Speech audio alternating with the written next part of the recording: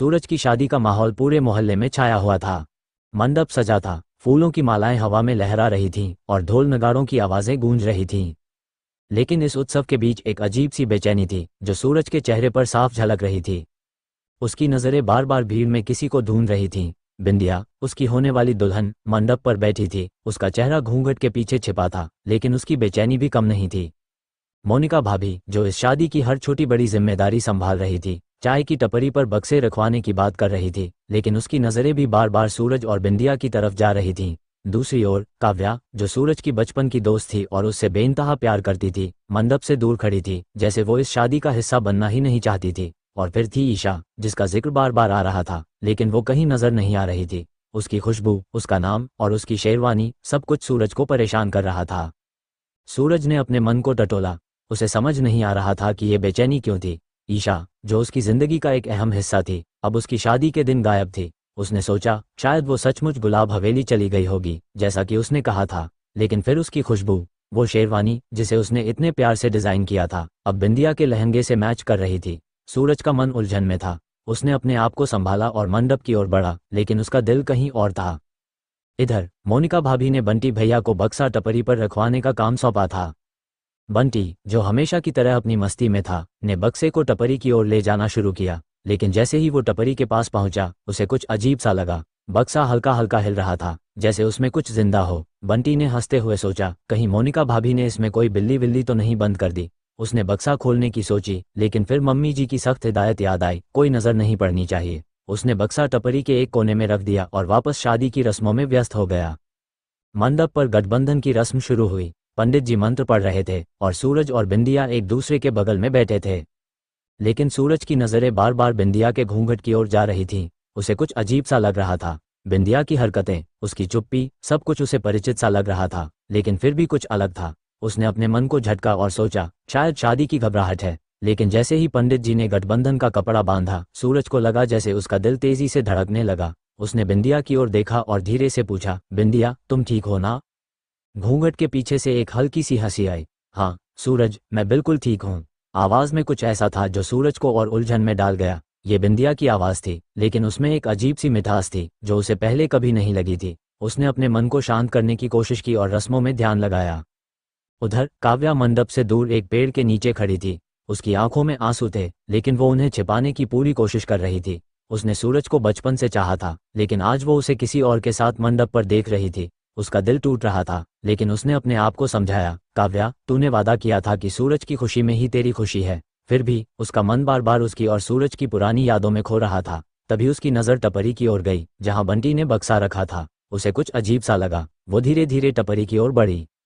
टपरी पर पहुंचते ही काव्या ने देखा कि बक्सा थोड़ा खुला हुआ था। उसने आसपास देखा, कोई नहीं था।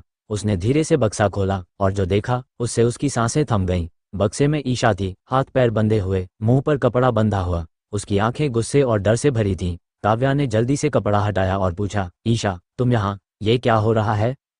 ईशा ने हौंफते हुए कहा, काव्या, मुझे मोनिका भाभी और मम्मी जी ने यहाँ बंद कर दिया। वो नहीं चाहते कि मैं सूरज की शादी में कोई रुकावट डालूं। लेकिन मैं बिंदिया नहीं हूँ काव्या, मैं सूरज की पत्नी हूँ। ये शादी एक साजिश है। काव्या का दिमाग चकरा गया।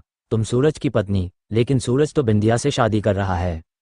ईशा ने जल्दी से कहा, नहीं काव्या, सूरज और मेरी शादी 1 साल पहले गुपचुप तरीके से हो चुकी है। मम्मी जी को ये बात मंजूर नहीं थी, इसलिए उन्होंने मुझे गुलाब हवेली भेज दिया था। लेकिन मैं वापस आई क्योंकि सूरज मुझसे प्यार करता है और अब वो मुझे हटाने के लिए ये सब कर रही हैं। बिंदिया सिर्फ एक मोहरा है। काव्या का दिल तेजी से धड़क रहा था। उसे समझ नहीं आ रहा था कि वो क्या करे। एक तरफ सूरज की खुशी थी, जिसके लिए वो कुछ भी कर सकती थी। दूसरी तरफ ईशा की बातें उसे सच लग रही थीं। उसने ईशा को बक्से से बाहर निकाला और कहा, तुम यहाँ रुको, मैं सूरज को बताती हूँ। ईशा ने उसका हाथ पकड़ा। नहीं काव्या, अगर तुम अभी सूरज को बताओगी तो मम्मी जी और मोनिका भाभी सब कुछ बर्बाद कर देंगी। हमें पहले सबूत चाहिए। वो बक्सा जिसमें मुझे बंद किया गया था, उसमें कुछ कागजात हैं। शायद वो हमारी शादी का सबूत हों। काव्या ने बक्से की तलाशी ली और एक पुराना लिफाफा निकाला। उसमें सूरज और ईशा की शादी का सर्टिफिकेट था, साथ ही कुछ तस्वीरें थीं जिनमें दोनों हंसते हुए एक मंदिर में फेरे ले रहे थे। काव्या की आंखें भर आईं। उसे सूरज पर गुस्सा आ रहा था कि उसने ये बात उससे छिपाई, लेकिन साथ ही उसे ईशा पर तरस भी आ रहा था। उसने लिफाफा अपने पास रखा और ईशा से कहा, तुम यहाँ छिपी रहो, मैं कुछ करती हूँ।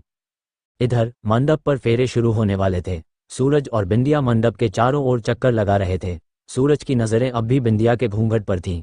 उसे अब यकीन हो रहा था कि कुछ गड़बड़ है। उसने पंडित जी से रुकने को कहा और बिंदिया का घूंघट उठाया। मंडप पर सन्नाटा छा गया। बिंदिया के चेहरे की जगह वहां कोई और थी, मोनिका भाभी। सूरज ने गुस्से में पूछा, ये क्या मजाक है? बिंदिया कहाँ है और तुम यहाँ क्या कर रही हो? मोनिका भाभी ने हंसते हुए कहा, अरे सूरज, तू तो गुस्सा हो गया, मैं तो बस मजाक कर रही थी, बिंदिया अभी आती है।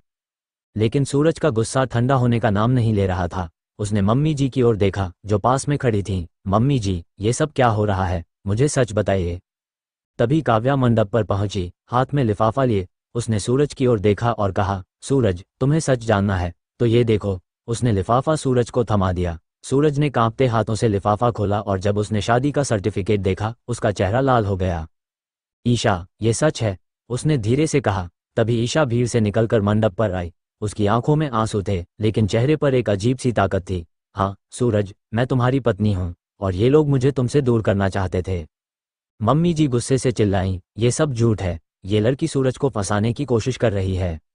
लेकिन सूरज ने मम्मी जी को रोक दिया। बस मम्मी जी, मैंने खुद ये सर्टिफिकेट देखा है और मुझे याद है वो रात जब मैंने और ईशा ने मंदिर में शादी की थी। मैंने आपको बताया था, लेकिन आपने मुझे गुलाब हवेली भेज दिया। मोहल्ले में सन्नाटा छा गया। मोनिका भाभी ने चुपके से वहां से निकलने की कोशिश की, लेकिन बंटी भैया ने उसे पकड़ लिया। कहाँ जा रही हो भाभी, अब तो सारा खेल खुल गया। सूरज ने ईशा का हाथ पकड़ा और कहा, मुझे माफ कर दो ईशा, मैंने तुम्हें बहुत तकलीफ दी, लेकिन अब मैं तुम्हें कभी नहीं छोड़ूंगा। काव्या, जो अब तक चुप थी, धीरे से बोली, सूरज, मैं हमेशा तुम्हारी खुशी चाहती थी और आज मुझे लगता है कि तुम्हारी खुशी ईशा के साथ है। उसने अपनी आंखों से आंसू पोंछे और वहां से चली गई। मम्मी जी को अपनी गलती का एहसास हुआ। उन्होंने ईशा से माफी मांगी और कहा, बेटा, मैं बस अपने बेटे की भलाई चाहती थी, लेकिन मैं गलत थी। शादी का माहौल अब बदल चुका था। सूरज और ईशा ने फिर से मंडप पर बैठकर फेरे लिए, इस बार सबके आशीर्वाद के साथ। काव्या ने खुद को संभाला और मोहल्ले की दूसरी लड़कियों के साथ नाच गाना शुरू किया। मोनिका भाभी को अपनी साजिश का पछतावा था, लेकिन अब बहुत देर हो चुकी थी। शादी के बाद सूरज और ईशा ने गुलाब हवेली में एक नई शुरुआत की। काव्या ने अपने दिल को समझाया और अपने सपनों को नई दिशा दी, और मोहल्ला, जो इस ड्रामे का गवाह बना था, अब सूरज और ईशा की प्रेम कहानी की